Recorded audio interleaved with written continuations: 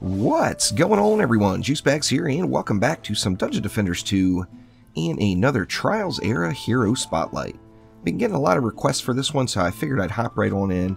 Now, I am sure there's going to be some balance changes here again really soon.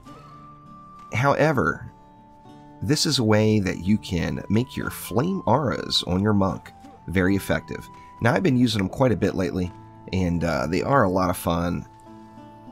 And it's nice to be able to use auras again pretty easily and pretty effectively without any issues.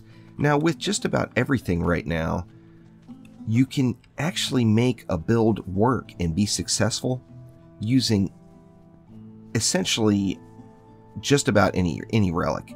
Now, an orb, a mark, or a medallion are going to be most ideal, and that's what I would strongly suggest anyone go with.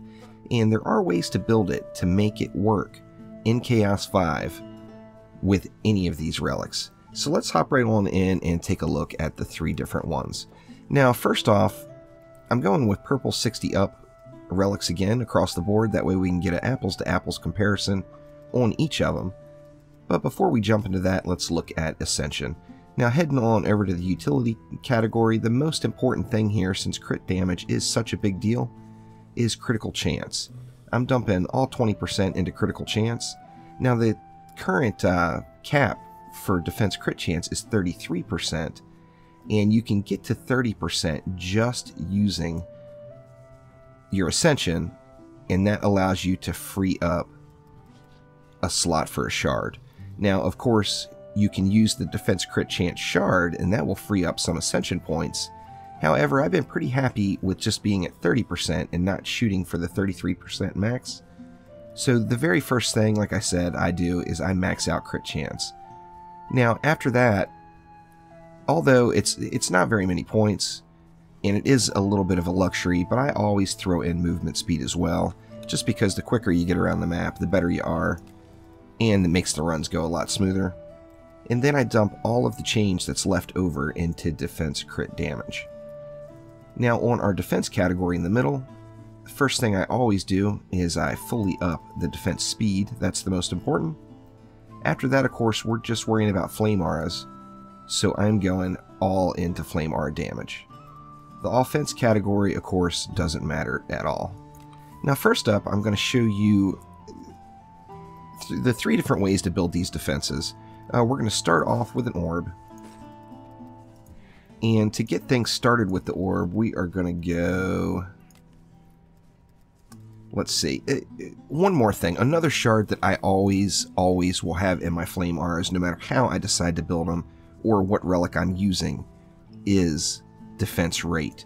Defense rate is very, very powerful, and I strongly suggest everyone try it out on every single defense, as it seems to make quite the difference. The defense rate shard, of course, drops in the Chaos 4 trials now. And I've actually had a lot of luck farming these up under the new system, so I'm pretty happy with the farming situation right now, even though I do know that a lot of people are not. Now, secondary, another thing that I personally never go without, just because it's so awesome, is Deadly Strikes. I love the range. I'm always going to want to have the range. I'm willing to sacrifice a little bit of DPS for that range, so I'm always going to put that bad boy in. Now, with this defense speed, for the third shard, you can go two different options. First off, let's take a look at defense critical damage. As I mentioned, defense crit damage is kind of a big deal right now, so you're always going to want to look at ways to maximize your crit. Now, before we get started, another thing, I personally don't ever test on these set of dummies, as you do see spikes, but you don't get a good consistent average DPS out of them. You get to see the big numbers, and a lot of people just go with that, but you're not seeing true numbers that it's actually doing over a sustained amount of time. And the big numbers you see here, of course, are 100%, depending on those crits to proc. So I always go over to this guy over here. Poor Dan4 RT is in trouble today, because we're going to put some damage on him. So let's go ahead and start this one up. And I usually like to let it go about 30 seconds. It seems like a 30-second run gives you a pretty good idea of the sustained damage However, since it is based off of the crit chance, it will vary a little bit each time that you do this. Now basically how I do it is I just let it run for 30 seconds here. You see the time ticking away. I'm going to get ready to sell this tower, and I'm going to try to sell it as quick as I can, or as close as I can to that 30-second mark. And that was a little bit early, but it's relatively close. Now I'm just going to let it tick for a second, and it's going to go back and reset to 29.7 seconds. At that point, we did 182,849 damage per second. Pretty darn good, that's for sure. Now, say you're willing to get rid of your range, which, like I said, I personally am always willing to sacrifice some DPS for range, but say you're willing to get rid of your range and you want to throw in an encroaching flames. Let's take a look at that one.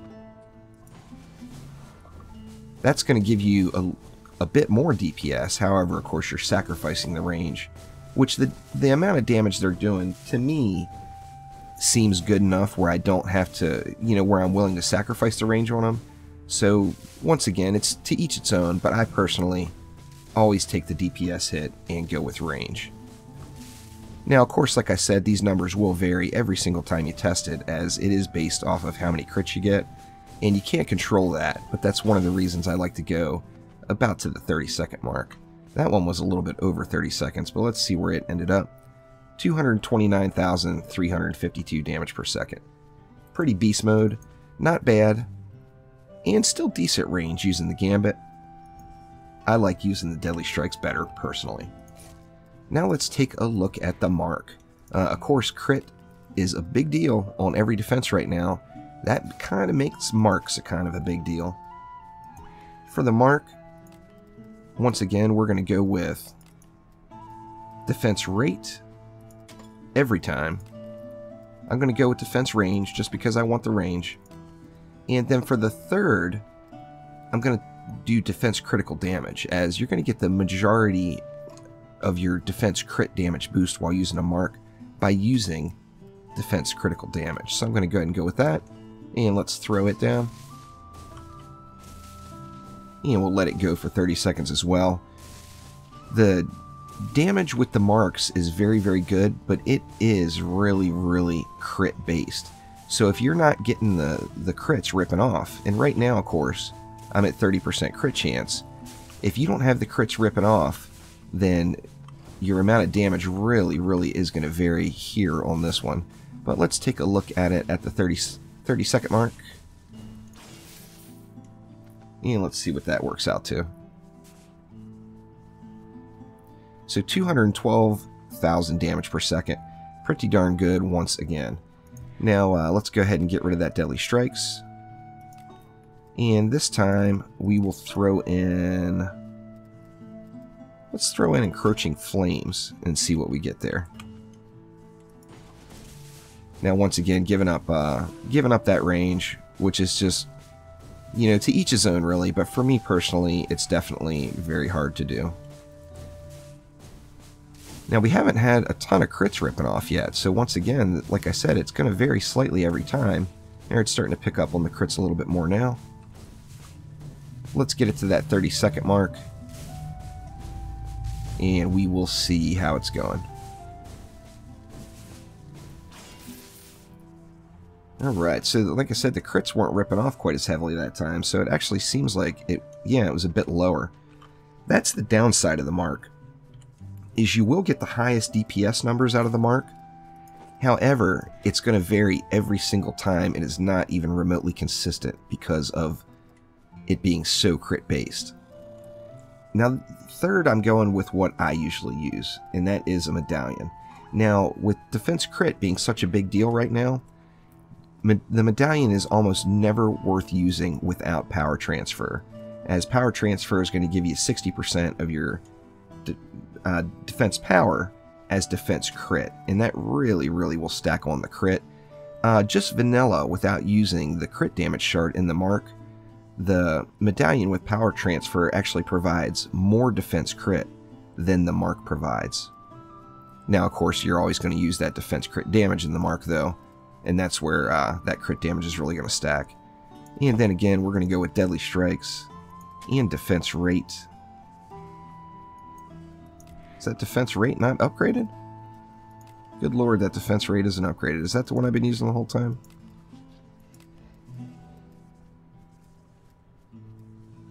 No, there we go.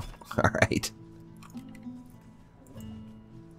Now we get that big range. We're ripping out pretty good damage.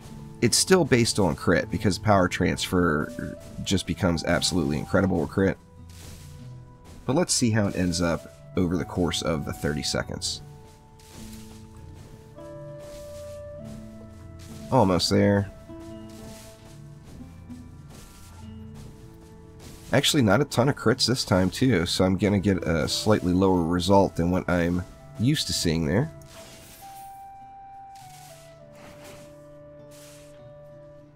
And let's see where it averaged out. Oh, it came out just 197k. Like I said, it's still crit based, so the crit damage was a little lower than what I'm used to there. Now let's go ahead and get rid of Deadly Strikes and go with the Encroaching Flames and see what kind of damage we get this time.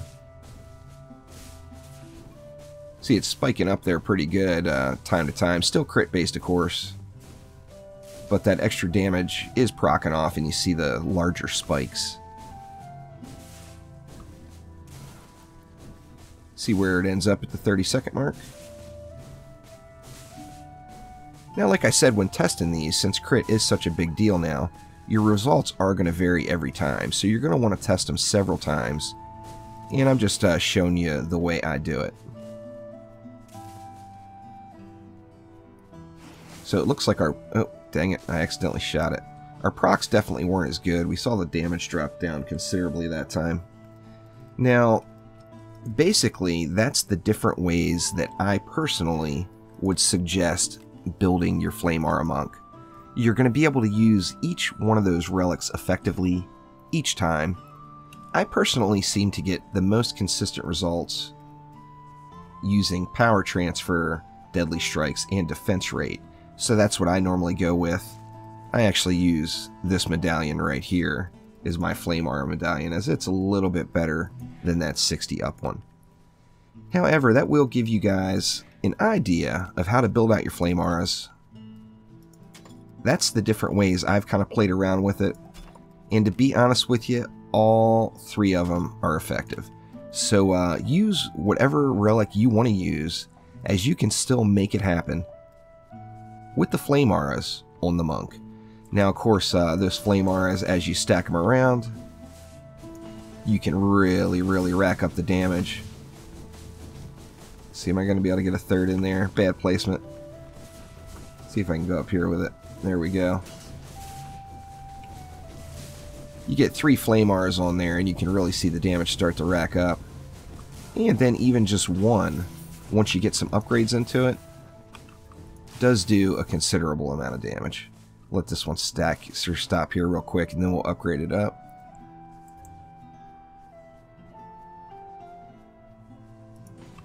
Alright, so with full ups at tier 5, oh man, it goes really, really beast mode then. You can get well up. You know, you see we're at that 500,000 range now, just for 30 DU, 500,000 DPS. So not too shabby at all. And that is a look at the Monk, and a few different ways that you can build out your Flame Auras in the current 19.5 update. So thanks again for watching. Click that like button and please subscribe to the channel, and we will be back soon with some more DD2. See ya!